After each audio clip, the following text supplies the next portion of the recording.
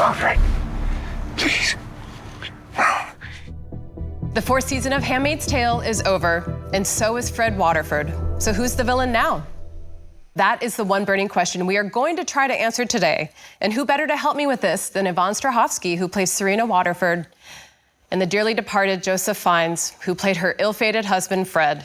My condolences, and you look much better than what we just saw. So I'm glad to see I'm glad to see you're okay and thriving. Death is not all that bad. Yeah. Well, you're making it look quite dapper, I must say. But thank you both for being here. It's a big question. Who do you see now as taking up the mantle of this show's villainy? It's a big job. You know, for Serena, I think she's always applauding, and I think she certainly has been this entire time.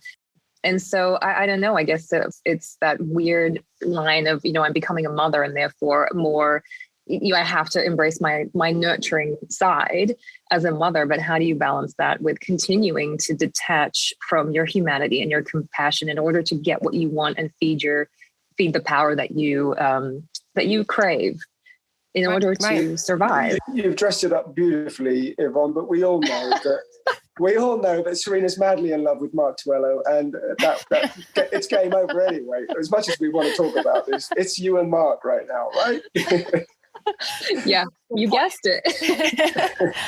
So I want to get back to the central issue at hand, which is who will be the villain.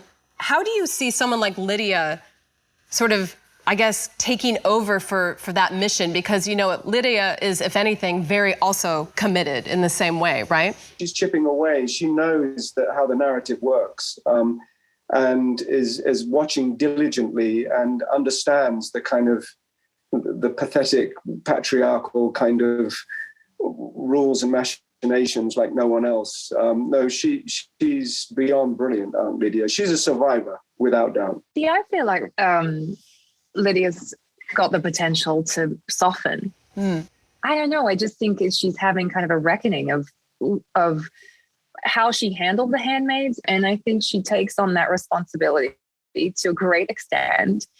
And perhaps that could make her reflect and, you know, or she'll just, you know, take over and start killing other commanders, you know, silently. And someone else who I'd love to explore is Nick. And I think we've continued to see new perspectives come out of him and his love for Nicole and his enduring love for June. But again, I also don't fully understand his allegiances. Where do you see Nick evolving from here? Yeah, I agree with you. It's hard to sort of understand the line that he walks remaining in Gilead.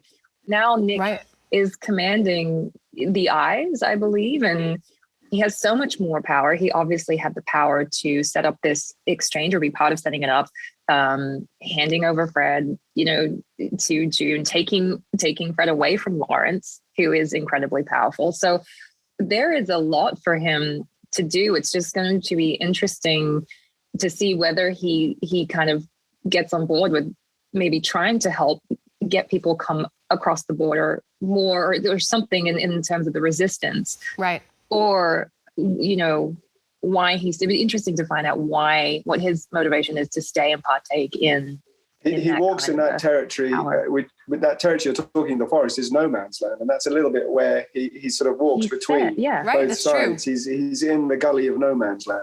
Right. It was very, very metaphorical and symbolic that's where that action took place. Do you think Nick has it in him to be villainous?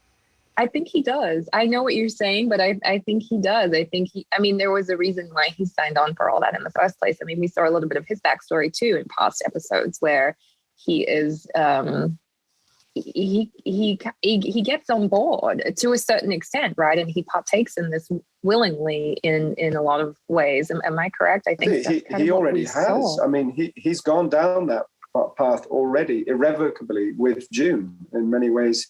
That road and pathway is wide open to Nick. I think what's really, really interesting is watching June dabble in the villainous side, because it's, you know, you're exploring her resistance and you're observing her fight and go forward against all odds, but at what price? Right. And also when justice is not served you see Mark Tuello telling June, justice in your case will not be served. Fred is going to be a free man. And what happens to people when you feel like you have to take matters into your own hands? Well, it's that interesting thing that Yvonne was speaking about, which is essentially the paradox of revenge. And yes, this season is very much about freedom. And June escapes, but she in many ways brings all of the machinations and horrors of Gilead with her and becomes the monster that she seeks to destroy in Fred. So there's that wonderful paradox to muse on. She becomes from heroine to anti-heroine. And in terms of what Luke has gone through, what an image to walk into. And for him, I love that collapse of just, his world is just bottomed out. This is not the person that he knew. Could you imagine walking in and your partner's murdered someone? She's irrevocably changed. It's like going to war, essentially. How do you come back into the world as a civilian and live your life? Very true. So back to this original burning question, and I'm going to make you choose. Joe, if you had to choose right now, who is your pick for top villain next season? Wow, top villain. If we do a count of people who've been slain, I think our dear Lizzie Moss is right up there with June. I think Aunt Lydia, for me, cattle prods all the way. She's my pick as well. I'm a bit torn between Lydia and June, because I do think June has the potential to keep going down this path. Is there any turning back now? Can you recover from this? I wonder whether Serena is carrying, rather like Rosemary's Baby, Fred's sort of the horror of Fred, and maybe we'll see a season way down the end there of Son of Fred or something, and maybe he will be the evil one. Well, we want to thank you for your time and incredible work over the course of the series. Again, we don't know if we'll see you again. There's a magical thing at play with writers and bringing people back. So we'll hold out hope for that. And thank you so much for joining us today. Thank you for your time. Thanks. Well, the season is over and Fred has met his fate, but that doesn't mean the conversation has to end. You can keep it going with the hashtag #OneBurningQuestion. Thank you so much for watching.